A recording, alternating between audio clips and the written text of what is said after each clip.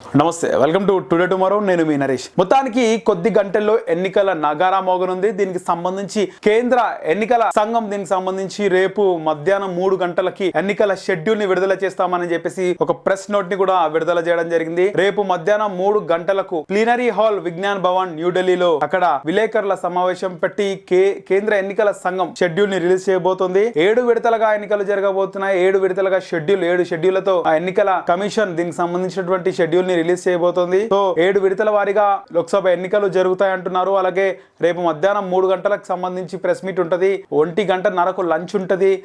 Press meet కి సంబంధించి అందరూ మీడియా మిత్రులు అందరికీ ఆహ్వానం అని చెప్పి ఒక ఆహ్వానం కూడా పంపడం జరిగింది. 1 o'clock టైం ఇచ్చింది. 1 గంట వరకు ప్లీనరీ హాల్ కి అందరు చేరుకోవాలి.